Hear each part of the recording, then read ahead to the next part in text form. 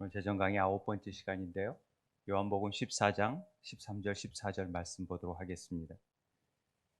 요한복음 14장 13절 14절 말씀 보도록 하겠습니다. 14장 13절 14절 한 목소리로 읽도록 하겠습니다. 시작. 내 이름으로 너희가 내 이름으로 무엇을 구하든지 내가 행하리니 이는 아버지로 하여금 아들로 말미암아 영광을 받으시게 하려 함이라. 내 이름으로 무엇이든지 내게 구하면 내가 행하리라. 아멘. 이렇게 목회를 하다 보면은 음, 초심으로 돌아가기가 참 이렇게 쉽지 않다라는 생각이 듭니다. 그런데 하나님께서 제게 부여한 제가 목회자로 하나님께서 부르셨을 때 소명이 뭐였냐면, 우리 오래된 교인들이야 다 여러 번 들어서 알겠지만은 처음 오신 분들은 잘 모르니까, 하나님께서 성전을 세워라 라는 말씀을 주셨어요, 제게. 그래서 뭔 건물을 세워야 되나 이런 생각을 했지만, 올곧게 세워진 성전이 많지 않다라는 마음을 주셨어요. 그래서 우리 마음 안에 성령께서, 하나님께서, 예수님께서, 삼위의 하나님께서 거하시는 성전으로 온전하게 예배드릴 수 있는 그런 성령의 전, 그것이 교회고 그것이 우리 모두의 모임이다라는 말씀을 주셔서 세움교회라는 이름을 그렇게 만든 것이고, 우리 안에서 성전이 되게 세워지자. 그런데 신앙생활을 하면 할수록 이 마음에 주시는 말씀이, 이런 의미 가운데 우리의 모든 신앙생활은 두렵고 떨림으로 구원을 이루어가는, 그래서 하나님이 온전히 우리를 주장하는, 우리 안에 하나님 나라가 이루어지는, 그래서 하나님이 뜻하신 바들을 마음껏 펼쳐 보일 수 있는 그런 자녀들을 원하고 계신다라는 생각을 하게 되었습니다. 그런 교회가 되어지는 것이 하나님이 원하시는 교회의 모습이라는 것이죠.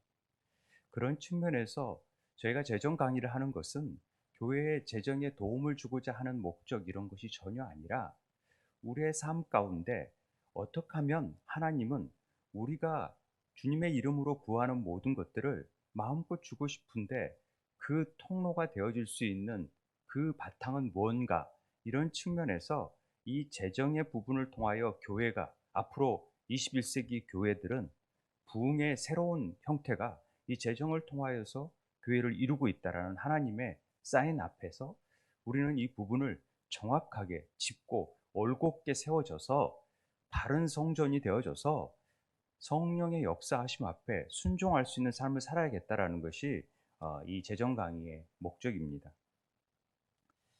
많은 분들이 사실 요즘 이 만몬의 영에 얽매여 있습니다. 그래서 하나님의 뜻이 잘 펼쳐지질 못하고 있어요. 송파 세 모녀가 사실 너무나 안타까운 죽음을, 마지막 월세입니다. 이걸 탁탁 내고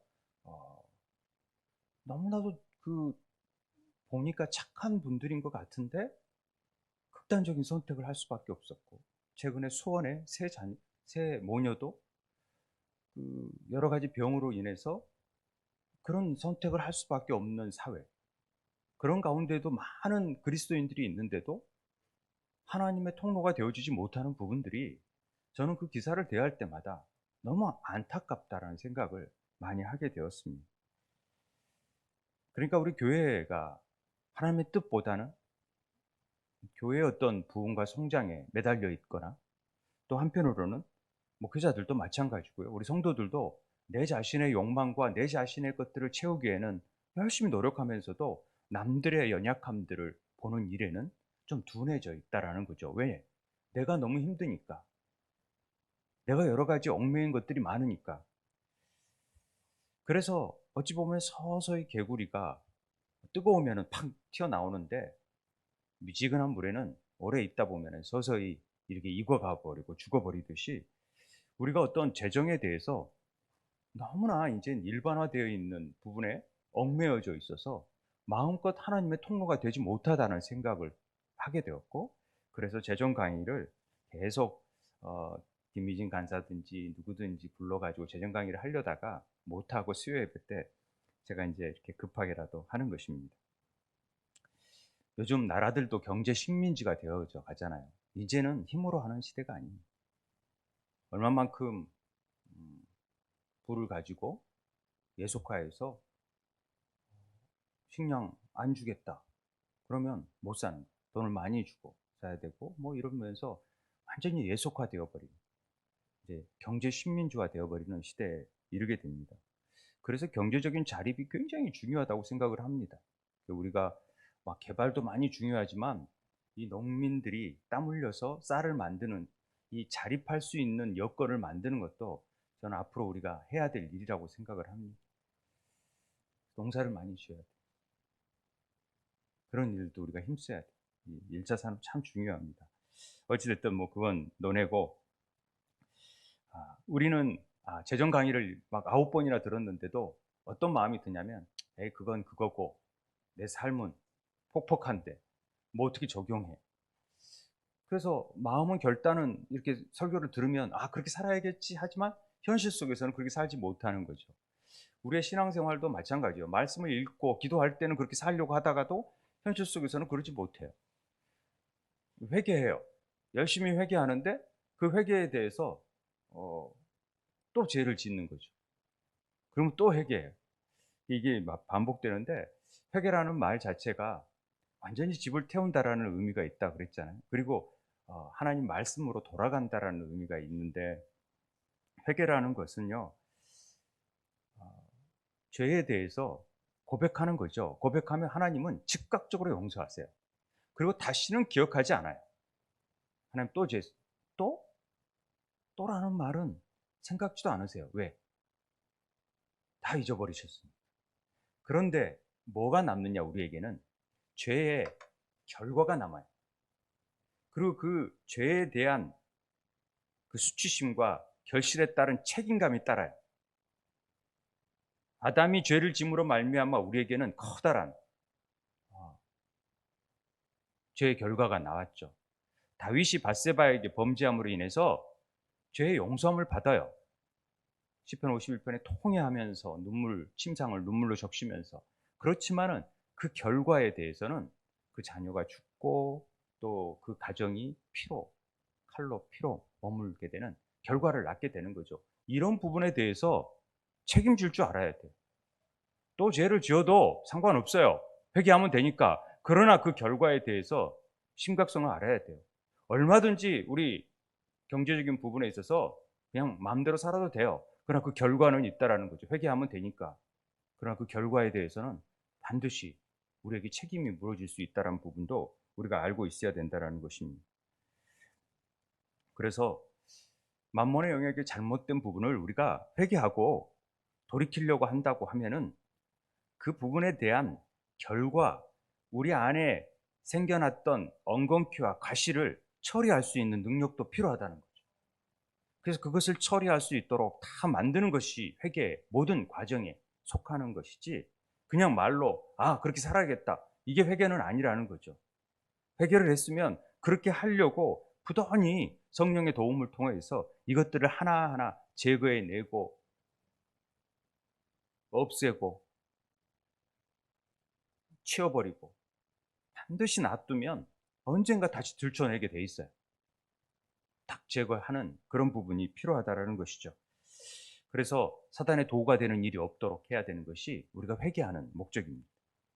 어찌됐든 우리는 이 안에 또 다른 집을 세우고자 하는 사탄의 그 견고한 진들을 무너뜨려 버리고 성령의, 온전한 성령의 전이 될 수 있도록 되는 오늘 수요일 밤이 되길 바랍니다. 우리가 부채에 있어서 왜 부채가 위험하느냐, 빚이 왜 위험하느냐, 이게 만몬이 하나님의 놀라운 일을 하는 데 있어서 그 수단을 억압하고 막아버리고 방해하는 데 목적이 있다라는 거죠. 그래서 부채를 지지 않도록 애써야 되는 것입니다. 사랑의 빛 외에는 지지 않도록 힘써야 되는 것입니다. 다른 사람의 필요를 채울 수 있도록 성령께서는 자꾸 우리가 하나님의 자녀니까 우리를 사용하기를 원하세요. 그래서 우리가 통로가 되기를 원하셨죠. 그런데 그 반응에 있어서 신속하게 반응하지 못하는 이유가 뭐였냐면 우리 안에 결핍이 있기 때문에 그래요. 부족함이 있고 부채가 있고 이런 사람들은 신속한 반응을 못해요.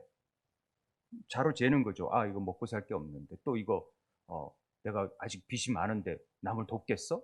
이런 생각이 들어서 잘 할 수 없다라는 거죠. 근데 투자를 해야 될 게 너무 많은데 막 이렇게 생각하는 거죠. 이건 굉장히 위험한 일.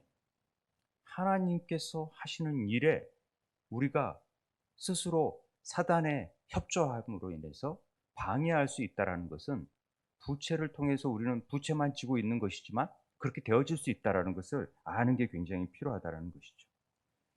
하나님은 지금도 하나님 뜻에 합당한 자들을 찾고 계셔서 마음껏 그 부를 하늘의 부를 쓰여지게 되기를 원하는 거죠.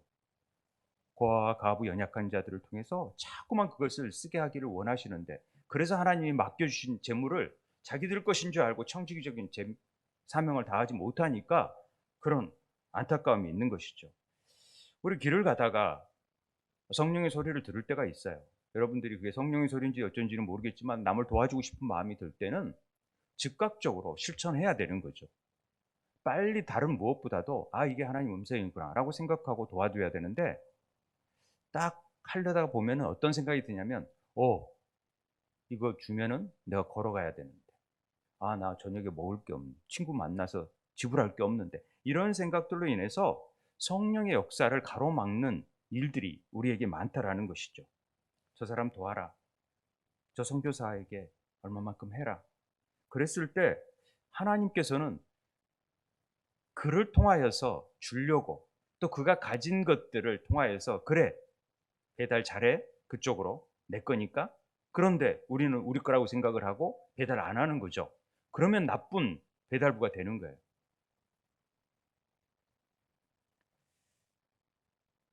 그래서 우리는 하나님의 소리를 막 들으려고 하면서도 그런 소리는 딱 안 들으려고 하는 거예요. 막 성령 충만케 해달라고 하나님 음성 듣고 싶다 그래 놓고 들려주면 안 들어요. 이게 우리의 아이러니가 아닙니까? 그러니까 이런 부채에 짓눌려 있으면 더 안 들려요. 그리고 하나님의 그 인도하심 앞에 신속하게 반응을 못 해요. 교회도요, 재정에 막 억압돼 있으면 하나님께서 교회를 통해서 이 일하라고 저 일하라고 막 오시는 게 있는데 그걸 우리 다음에 달에 이렇게 생각하면서 제한을 해버리는 경우가 있다라는 거죠. 이러면 책망받을 수밖에 없어요. 우리가 하나님을 못 믿는 거죠. 제가 그랬다라는 겁니다. 제가 여러분한테 고백하는 거예요. 어마어마한 축복의 통로를 빼앗겨 버리는 거예요. 다른 교회. 저 한 사람 선교사를 돕는 일 같지만은 그 선교사를 통해서 하나님은 얼마나 놀라운 영혼을 구원할 수 있는 놀라운 일들을 우리가 그 일에 동참할 수 있는 기회를 놓쳐버릴 수 있다라는 거죠. 그 안타깝잖아요. 그런 생각이 드는 거죠. 그러면 성부의 삶을 살 수 있는 기회를 놓쳐버려요. 물질을 줘도 자기 만족을 위해서 사는데 뭘. 그러면 정말로 이런 송파 새 모녀, 수원의 새 모녀 같은 사건들이 나타나게 돼요. 이거 정말 가슴 너무 아파요. 이 송파 자녀들이 마지막 월세야 이거 부가세입니다 내고 또 이쪽에서도 약간 그런 게 있었는데 아무튼 하나님이 없는 사람에게 막 뭘 하라고 하진 않아요. 분명히 주어진 게 있어요. 그러면 하나님 이걸 통해서 어떻게 하길 원하십니까? 라고 기도하는 사람도 있을 뿐더러 또 그렇지 않은 사람이 하나님께서 그런 마음을 주셨을 때 빨리 순종할 수 있는 사람이 돼야 되는데 아, 이게 잘 안 되니까 성령의 음성이 잘 안 들리는 거죠. 그런 건 다 닫고 내가 원하는 애언이나 누구 합격이나 이런 것만 들으려고 그러니까 성령의 음성이 들려집니까? 점쟁이나 찾아가야 되죠, 그럼. 결론은 뭐냐? 정말 빚지지 말자는 거죠. 왜? 하나님 사에게 방해될 수 있으니까. 그런 차원에서지 다른 의도는 아닙니다. 하나님의 마음껏 우리를 일할 수 있도록 하는 일에 우리가 성령의 전이 되어져서 언제든 민감하게 그분이 원하시는 뜻대로 할 수 있도록 해야죠. 여러분, 간단해요. 하나님이 오늘 영혼을 취해버리면 아무것도 관계가 없었잖아요. 에이, 뭐 그러실 리, 그러실 리 없죠. 그런데 그럴 수 있다라는 거죠. 이 빛이라는 것이 어떤 속성이 있고 어떤 결과를 만들어내냐면은 질질 오래 끄는 속성이 있어요. 빛은. 이게 굉장히 오래 가요. 우리가 새 차, 새 운동기구, 막 이렇게 새 옷, 새 게임기요. 사면 굉장히 오래 갈 것 같죠? 금방 실증 나요. 이거 별로 오래 안 가요. 그런데 할부금은 오래 남아요.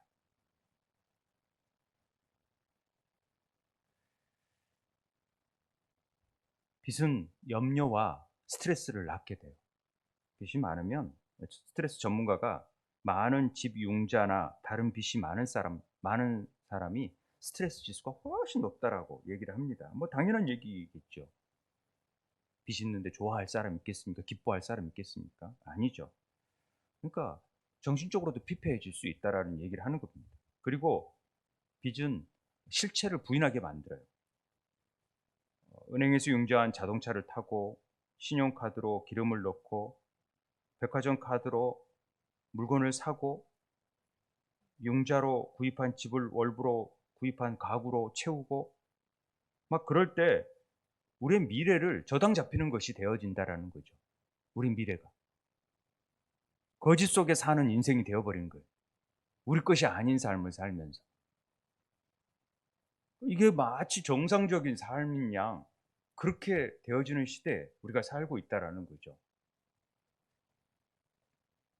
빚은 부정직함으로 인도하는 경향이 있어요. 그래서 빚진 사람은요, 자꾸 본의 아니게 거짓말을 하게 돼요. 제가 그렇게 되더라고요. 막 사업에 쪼들리다 보면 금방 갚을게 했는데 금방 갚아집니까? 빚이 여러 군데 있다 보면. 그럼 본의 아니게 거짓말이 해지잖아요. 그렇게 돼요. 원래 성실한 사람이었는데도 그 상황이 막 거짓말하게 만들어져 버리잖아요. 하고 싶지 않아도 그렇게 우선 모면해야 되니까. 그 빚의 장사가 없다라는 거죠. 그 빚은 중독성이 있어요. 이게 채무자와 마약 중독자 사이에는 놀라운 유사점이 있다고 합니다.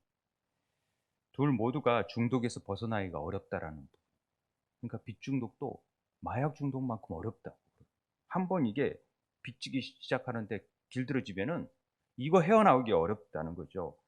한 사람의 소득에서 빚진 사람들은 소득이 2배가 되어도 빚도 똑같이 늘어난대요. 두 사람의 소득으로도 거의 항상 빚을 지게 된다라는 속성이 있어요. 그러니까 빚진 사람의 95%는 외부적인 문제가 아니라 내적인 문제라고 얘기를 합니다. 전문가들은. 돈이 모자라서가 아니라 절제가 부족해서 이 빚이 생긴대요. 전문가들의 말입니다. 절제하지 못하는. 빚은 주제 넘는 행동이에요. 주제 넘는. 왜냐하면 성경은 의인은 믿음으로 산다고 했는데 채무자는 주제 넘게 사는 사람들. 빚을 진다는 것은 미래의 소득이 있을 것을 예상하고 충분히 갚을 거라고 생각을 하면서 빚을 내는데 내일 일을 어떻게 알아요? 무슨 일이 일어날 수 아무도 모르는 거죠. 그러니까 주제 넘게 사는 삶을 산다라고 얘기합니다. 그래서 우리가 어떤 것을 정말 필요로 한다면 가능한 빚지지 않을 수 있는 방법을 최대한 찾아야 된다. 꼭 필요한 경우인가? 여러 번 물어보고 반드시 필요한가? 그런데 좀 불편하면 우리는 사잖아요. 남들도 있으니까. 저건 필요하니까. 다 필요하다고 해요, 말은. 그런데 정말 필요한가요? 따지고 보면 그거 없어도 살았던 사람들이 있어요. 조금 불편할 뿐이에요. 그런데 그 불편함을 참지 못하고 그러려면 기다렸다가 저축해서 사세요. 차 같은 거 저축해서 사세요. 그래서 돈이 충분히 모아지면 사세요. 할부로 사지 말고. 그러라는 얘기입니다. 필요가 있는데 돈이 없으면 은행이 아니라 하나님의 공급하심이 무언지를 먼저 구해야 돼요. 하나님께 먼저 구해야 된다는 거죠. 하나님, 저 이거 필요해요. 정말 그렇게 필요하다면. 그리고 하나님의 도우심을 구하고 그때까지 기도해야죠. 도우심을 바랄 때까지. 그래서 내 이름으로 무엇을 구하든지 하나님 행하신다라는 거죠. 다 행하신다고 하니까 그 하나님을 믿고 하나님께 구해야지. 은행에 또 구합니까? 이건 만몬의 영에 얽매이는 것이 된다라는 거죠. 빚은 중요한 기회를 상실하게 만듭니다. 아까 얘기했듯이 다른 사람 도와줄 수 있는 기회를 다 잃어버리게 돼요. 영원한 상급을 받을 기회를 놓치게 버리게 된다는 거죠. 그래서 빚은 자원을 동결시키고 하나님 나라를 위해 쓰지 못하게 만들어 버리는 거죠. 하나님 나라에 막 드리고 싶은 마음들이 있어요.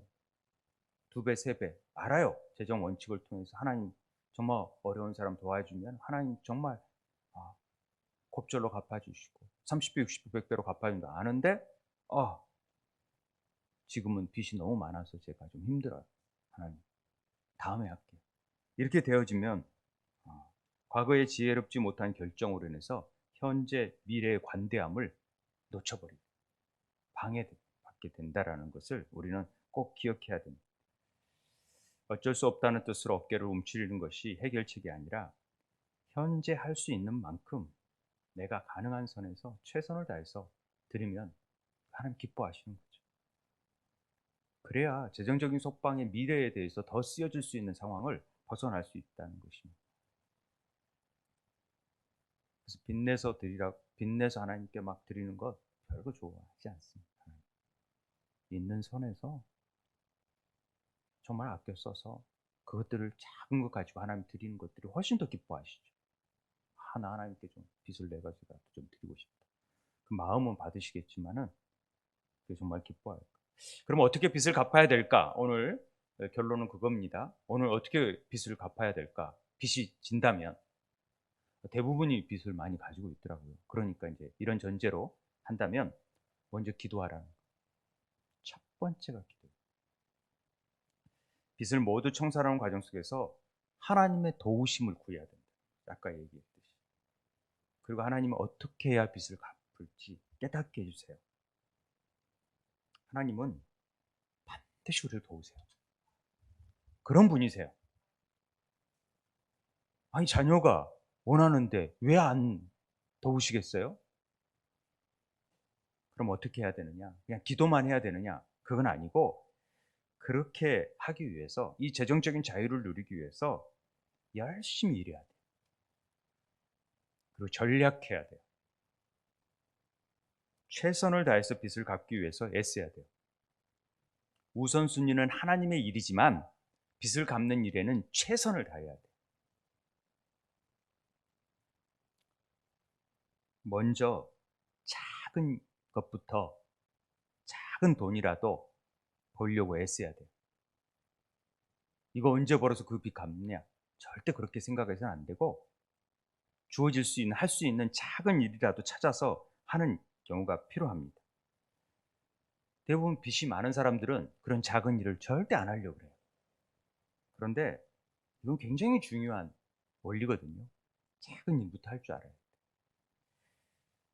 예전에 제가 알던 분이 빚이 좀 많았어요. 그런데 한 300만 원 되는 직장이 있어서 그걸 추천을 했더니 그 일을 못 한대요. 그것 가지고는 빚을 갚을 수가 없으니까 자기는 더 큰 건을 해야 된대요. 그럼 뭐 로또를 사야 되겠습니까? 아니면 뭐 도박을 해야 되겠습니까? 그거 외에는 방법이 없잖아요. 그러니까 계속 빚을 지는 거예요. 본 IF, 본주 대표가 유명한 예화가 있잖아요. 사업을 하다가 망하셔서 뭘 했냐면 부부가 대학 나온 부부가 호떡 장사를 했어요. 호떡 장사를 하던 중에 하나님께서 죽을 팔아라. 뭐 죽을 만들라는. 그래가지고 그 유명한 본죽이 되었다라는 거 아닙니까? 그러니까 성실함으로 하니까 하나님께서 그 일들을 이루어가는 것을 볼 수 있습니다. 만몬은 우리를 쉽게 놓아주지 않거든요. 빚 갚고 영향력 있는 그리스도인의 살기를 만몬이 봐주겠습니까? 안 하려고 그래요. 자꾸만 유혹해요. 큰 빚을 지게 하는 것은 만몬의 계략이라고 하잖아요. 작은 돈이라도 빨리 갚으려고 하는 것, 이건 중요합니다. 저번에 얘기했듯이 지난주에 김미진 간사가 6억 빚졌을 때 정말 10,000원짜리 봉투 하나님이 가라 그러니까 10,000원짜리 봉투 가지고 어거지로 갔대잖아요. 근데 얼마나 창피하던지 10,000원 주니까 장난하냐고 그랬대잖아요. 6억 빚을 10,000원 가지고 갚으려고 그러냐고. 그런데 자관 최선을 다해서 갚겠습니다. 생길 때마다 10,000원, 100,000원, 100만 원 이렇게 막 갖다 주니까 한 달에 한 번씩 오라고. 그래가지고 3억을 갚았을 때 나머지 3억을 탕감해 줬다 그러잖아요. 어, 그 빚을 갚는 일에 최선을 다해야 되는데 여기 0 곱하기 1억은 0이에요. 하나님은 우리를 통해서 1억을 주려고 하는데 우리가 노력을 안 하면 절대 안 줘요. 그런데 1의 노력을 하면은 1억이 되는 거예요. 그러니까 뭐들 하든지 하나님 해보려고 최선을 다해서 그래요. 저 50억 빚이 있는데 그거 갚기 위해서 저 이거 해지라도 주셔서 8개월하고 하는 순간 하나님이 도우기 시작한다는 거죠. 하나님 도우시는 분이니까 우리가 기도했으니까. 여러분 믿으세요? 이 원리를 알아야 돼요. 다음 시간에 이 부자의 원리에 대해서 제가 강의를 마지막으로 하겠지만은 아무 일 안 했는데 절대 하나님 도우시지 않아요. 이거 해야 돼요. 그리고 두 번째로 예산을 우리가 세워야 돼요. 가정 경제 예산을 어느 정도 써야 될지, 어느 정도 버는지 이런 규모가 있게 살아야 되는데 빚진 사람들의 대부분은 신경을 안 쓰는 거예요. 이 뭘 그런 거 해서 뭐해? 맨날 빚인데 하루 먹고 살기가 바쁘니까 예산을 절대 세우지 않는다는 거죠. 자기 소비 형태를 분석하고 무엇에 우리의 예산을, 생활비를 축내는지를 볼 줄 알아야 돼요. 김미진 강사가 왕의 재정학교 우리 1편 예전에 나온 책 중에 2가지 빚을 갚는 방법에 대해서 자기의 예를 든 적이 있어요. 그 내용 중을 간단히 소개하자면 빚진 자가 채주의 종이 된다라는 사실을 잠언의 지난주 말씀에서 깨닫고 인생의 주인을 바꾸는 일을 딱 결단을 한 뒤로 가족이 빚을 다 갚는 날까지 김치와 밥만 먹기로 했대요. 그렇게 결단을 했대요. 그런데 거의 다 갚아갈 무렵에 아들이 엄마 김치만 먹지 말고 김치찌개에다가 돼지고기 좀 조금 넣어주면 안 되냐고. 그때가 제일 어려웠다고. 그런데 이를 악물고 참았대. 조금만 기다려라. 그럼 돼지고기뿐만 아니라 소고기도 줄 수 있다. 빚을 다 갚는 데까지. 아들이 펑펑 울었대. 고기, 빵, 피자, 치킨 정말 먹고 싶다고. 4년 반 동안 이런 거 한 번도 먹지 못했는데 이제 지겹다고. 그때 그 마음이 어쩌겠어요. 찢어지는 마음이었지만은 그걸 해냈다라는 거죠. 그리고 교회 바자회마다 주차다니면서 500원짜리 청바지 입히고 1,000원짜리 옷 입혔대요. 아끼느라고.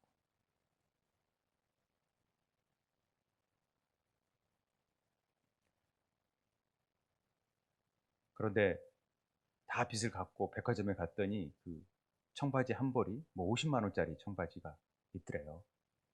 그래서 그거 내가 이제 사줄 만큼 된다 하고 너 500원짜리 입었으니까 내가 50만 원짜리도 한번 입어봐라 했더니 엄마 그런 건 아니라 저 25,000원짜리 저 마음에 든 거 있으면 좋아요. 그거면 돼요.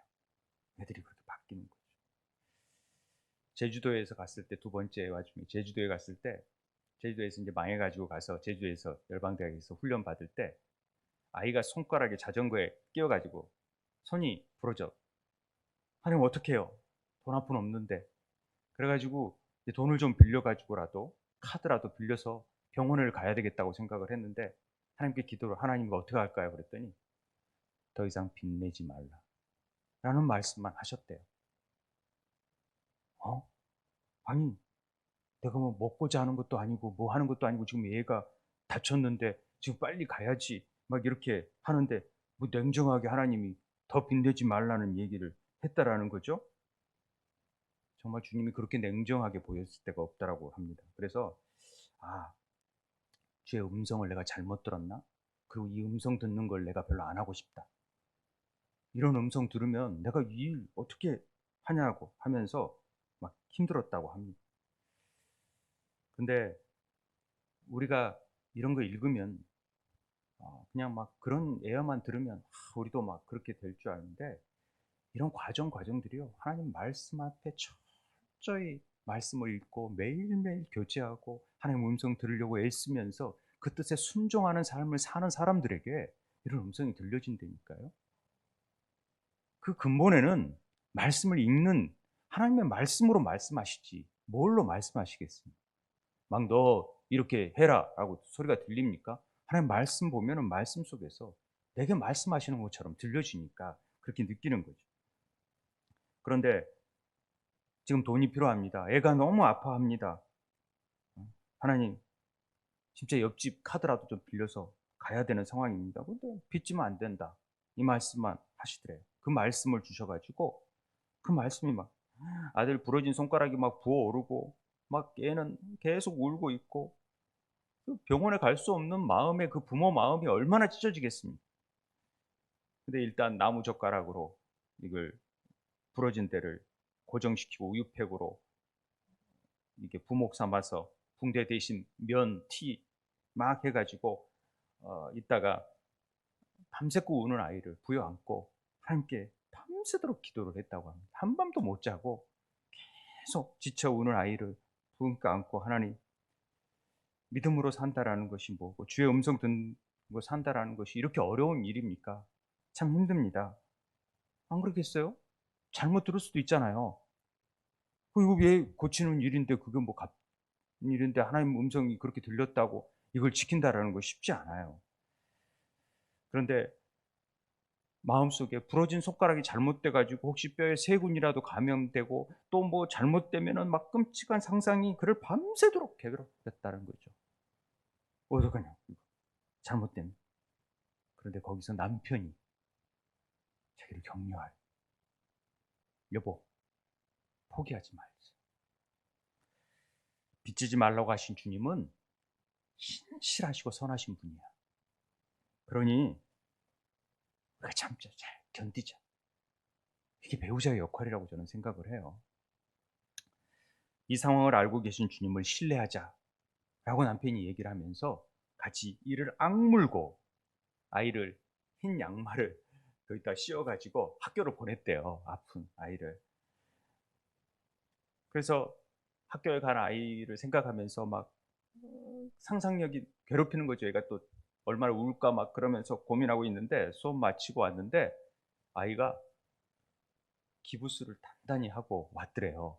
그러니까 어찌된 일이냐 그랬더니 학교를 가는데 알던 성교회 사모님을 만났대요. 어떤 성교회 사모님. 사모님이 너 손이 왜 그래 그랬더니 왜 양말을 뒤집어 쓰고 왔어 그랬더니 이렇게 부러져서 했는데 엄마가 임시조치로 해서 병원에 안 가고 지금 이렇게 했습니다. 이게 뭔 일이야 그러면서 빨리 병원 같이 가자 해가지고 병원 가서 치료하고 다 고쳐가지고 왔다라는 거죠. 그걸 통해서 김유진 간사는 주님을 신뢰하고 붙드는 것이 뭔지를 알게 되었고 지금까지 사업을 하면서 세계 사업체를 하면서 빚을 져본 적이 없대요. 전혀 빚이 없다고 합니다. 세계 사업장이 거기 써져 있어요. 그래서 빚을 최대한 지지 말라라는 말을 하는 거죠. 빚을 갚는 방법 중에서 우리가 다 해보지만은 또 예산을 세워라 했지만 모든 소유물을 목록으로 만들 필요가 있다라는 거죠. 우리가 이거 잘 안 하잖아요. 우리 가진 차, 뭐 냉장고, 차가 몇 대, 또 냉장고가 몇 개, 김치 냉장고가 이런 소유물을 쭉 만들어 보라는 거죠. 가구는 뭐가 있고. 그래서 팔아도 되는 게 있다면 빨리 팔아버리라는 거죠. 특히 할부 내는 것을 없애버리라는 거죠. 그러면 돈이 될 수도 있잖아요. 중고 당근 같은 데 팔면. 그리고 할부금도 이렇게 면회할 수도 있고, 이제 이런 일들을 통해서 이렇게 자기에게 정말 필요한 건지 물어보라는 거죠. 다 필요해서 산 건데. 말은 그렇게 해요. 그런데 실제적으로 잘 보면은 그렇게 필요치 않은 것들이 굉장히 많아요. 우리의 충동적인 구매에 의해서 샀던 것들이 너무 많아요. 보통 운동기구들은 처음에는 좀 하다가 좀 지나면 빨래거리가 되고 아주 이제 예, 관리하기가 곤란한 것이 되지 않습니까?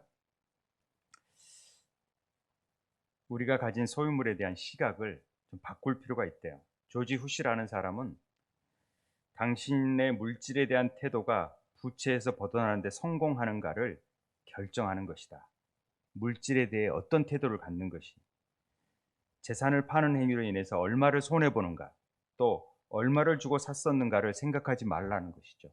그냥 이 결정으로 얼마를 얻게 되면 지금 이제 당장 부채가 얼마나 줄어들 수 있는지만 생각하고 물건 없애라는 거죠. 단순화할 필요가 있다라는 거예요. 우리 삶 속에 좀. 그리고 소유 목록을 만들었으면 이제는 부채 목록을 만들어라는 거죠. 우리의 빚이 뭔가, 재정 상태가 뭔가, 이 부채 목록 갚아야 할 것들, 부채 액수, 월 납입액, 이자율, 주택 융자, 신용카드 회사의 할부 융자, 대출회사, 보험회사, 뭐 친지댁에 줄 것, 기타 대인 대출, 사업 대출, 통신비, 의료비, 교육비, 기타 부채, 총 부채가 얼마 되는지를 쭉 적어보는 것이 중요하다. 이거 사실은 재정 강의 학교 할 때 다 해봐요. 그런데 우리는 안 해보니까 그냥 듣고 그냥 지나가잖아요. 근데 한 번씩 해보는 것도 도움이 돼요. 그래서 내가 어디에 많은 이자율을 내고 있구나. 그렇다면 이거 빨리 어떻게 해야 될까? 이런 고민을 하고 하나님께 도움을 구할 줄 알아야 되는 거죠.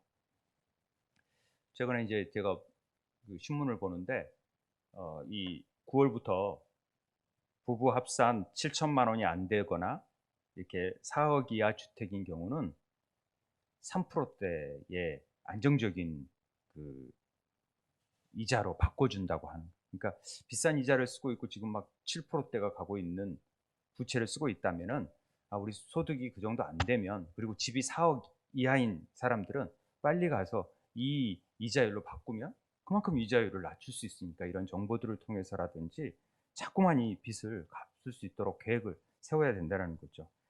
그래서 빚을 상환하는 계획을 늘 갖는 것이 필요합니다. 그래서 그 방법은 적은 빚을 먼저 갚는 게 중요해요. 적은 빚부터. 그래서 갚아야 빚이 없어졌네? 그러면서 그 기쁨이 있고 그 기쁨을 통해서 또 수입이 되니까 이제는 또 다음 더 갚을 것을 생각하고 자꾸 이걸 생각하면 좋고, 이자율이 높은 빚을 먼저 갚는 것이 좋다라고 얘기합니다. 뭐 이런 것들은 상식적이지만은 그래도 실천해 보면 좋을 것 같아요. 그리고 절대 새로운 부채를 만들지 말라는 것입니다. 그 주범이 뭔지 아세요? 신용카드. 카드 쓰지 뭐, 카드로. 사람들은 대략 10억 개가 넘는 신용카드를 소지하고 있다고 합니다. 그 가운데 40%만 매달 전액 지불하고 있는 실정이라고 카드회사에서 얘기를 하더라고요. 현금을 쓸 때보다 신용카드를 쓰면은 3분의 1가량 더 소비하게 된다는 통계가 있습니다. 그 이유는 실제 돈을 지불하는 느낌이 없기 때문에 신용카드를 쓰면은 훨씬 많이 쓰게 된다. 그거 플라스틱이잖아요, 그냥. 막 쓸 수 있는, 언제든지 쓸 수 있고 막. 신용카드는 가능한 쓰지 않는 게 좋답니다. 한 장 정도만, 한 장도 쓰지 않는 게 좋은데, 정 불안하신 분들은 한 장 정도 있어야지. 막 여러 개 있는 분들도 있잖아요. 뭘 하려고 그런지 모르겠지만. 저도 하나만 갖도록 다 잘라버리도록 하겠습니다. 저도 한 두 서른이나 있는 것 같아요. 기도재단을 제가 하고 있는데, 이득진 목사님이 어제 이제 같이 세미나 우리 항상 하고 있는데, 세미나 가운데에서 그런 얘기를 하더라고요. 부산에서 기도재단을 하고 있는 분이 혼자 어떻게 알고 있는지 기도재단을 하고 있더래요. 그래서 그분이 보혈기도 시편기도를 열심히 하는데, 그분의 그 간증이 이런 얘기를 하는 거죠. 자기는 늘 삶에 제과점을 운영하고 있는데, 삶의 낙이 맛집 투어였대요. 그 좋은 카페 가서 차 마시고,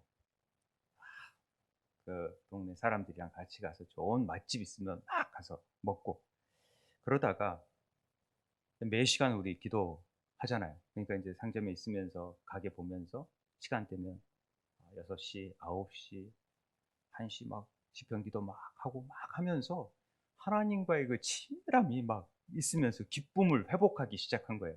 야, 그런 돈 쓰고 막 마시고 이런 게 기쁨이 아니라 하나님과의 이 기쁨의 시간을 내가 놓치고 있었구나. 그걸 회복하게 되니까 그렇게 살았던 모습이 너무 부끄럽다. 그리고 사업도 더 열심히 하게 되고 더 가게에 더 신경 쓰게 되고, 그런 간증을 제가 들었습니다. 우리의 행복의 기준이 어디에 있는지, 어떤 사람들은 기도 생활하는 것 자체가 고리타분하고 힘든데 어떻게 저렇게 생활을 해. 그런데 그게 기쁨인 사람이 있어요. 우리 그리스도인들의 기쁨이 뭐겠어요? 하나님의 음성을 듣고 하나님 뜻대로 행하는 삶을 사는 것, 이것처럼 기쁨이 어디 있겠어요? 그런데 우리 보면은 이 만드는 방법에 보면은요, 생활 방식에서 좀 변화가 필요해요. 홈쇼핑을 많이 틀어놓으면은 충동 구매가 굉장히 많아져요. 요즘은 다 요새 가는 것보다는 다 이제 막 시켜서 집집마다 막 이렇게 쌓여져 있잖아요. 그게 편하니까. 시간과 뭐 싸게 파니까 막 이러면서 이제 그게 뭐 생활 방식이 많이 변화된 건 사실이죠. 그런데 조금 우리가 충동적인 구매가 많아질 수 있다라는 부분도 인지를 하고 있어야 됩니다. 카탈로그나 이런 거 보면은요, 당연히 잡지 많이 볼수록 소비를 많이 한다고 합니다. 상점에 많이 갈수록 가는 거죠. 여름에 대형 마트 가면은 시원해요. 그런데 꼭 뭘 하나를 사오게 되는데, 또 대형 마트에는 묶어서 팔아요. 하나씩을 안 파니까 많이 사게 되고 많이 쓰게 돼요. 자연적으로. 그러니까 싸게 사는 것 같은데 실제적으로는 비싸게 사는 셈이 되어진다라는 통계가 있어요. 왜? 많으니까 헤프게 쓰죠. 하나 있으면 좀 아껴 쓰다가. 뭐 작은 부분의 거지만은, 뭐 저녁에 야식 광고들 보면은 먹고 싶잖아요. 치킨 먹고 싶고 막 그러면 야식 시켜 먹고, 이게 소비를 조장시키는 거죠. 이걸 바꿔서 새벽에 인간으로 바꾸어야 돼요. 새벽에 자꾸 기도하고 새벽에 나오고. 우리 저녁에 기도를 참 많이 하는데 새벽에는 별로 많이 안 나오잖아요. 새벽에 좀 깨워서 기도하고 해야 돼요. 저녁에도 기도하면 좋지만, 어, 생활 수준에 있어서 우리는 변화를 확 겪을 채비를 해야 돼요. 정말 내가 구체적인 부분에 있어서 많이 나가는 부분이 있다. 그러면 집이 좀 작아지더라도 그걸 각오할 줄 알아야 된다는 거죠. 그래서 좀 집을 줄이고 작은 데로 좀 이사 갈 각오도 해야 되고, 빚을 갚기 위해서 어떤 결단이 해야 되는 거죠. 차가 2대 있다 그러면 1대 줄이면 그걸로 인해서 얻을 수 있는 것들, 빨리 빚을 갚을 수 있는 능력이 커질 수 있다라는 것, 이런 것들을 다 계산해서 행할 줄 알아야 되는. 그러니까 파격적인 변화를 할 줄 알아야 돼요. 정말 어디 어머님 댁에 가서 살더라도 정말 내가 이거 우리가 결단하자라는 그런 마음이 필요한 거죠. 마지막으로 이제 절대 포기하지 말자라는 거죠. 이거 다 생각했지만 결단하는 거 어렵다라는,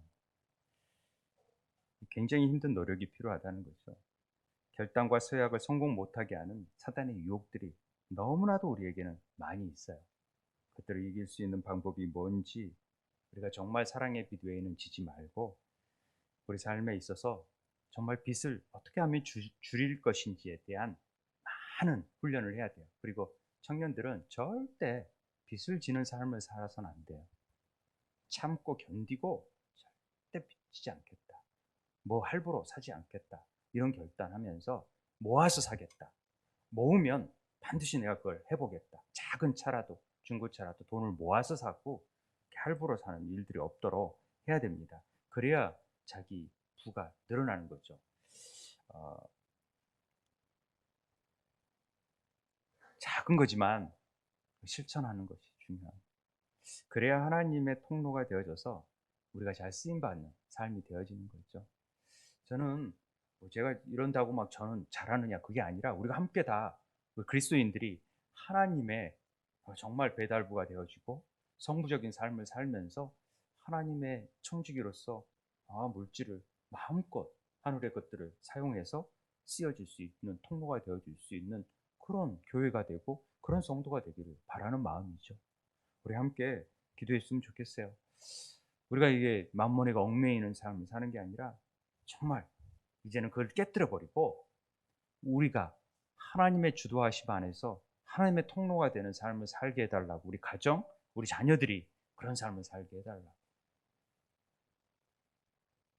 우리 함께 기도했으면 좋겠습니다. 먼저 우리 하나님의 재정적인 도구가 될 수 있게 해달라고 성령께서 도와주시고, 우리의 정말 빚이 있다면 그것을 갚아달라는 마음 가지고 기도했으면 좋겠습니다. 다 같이 기도하겠습니다.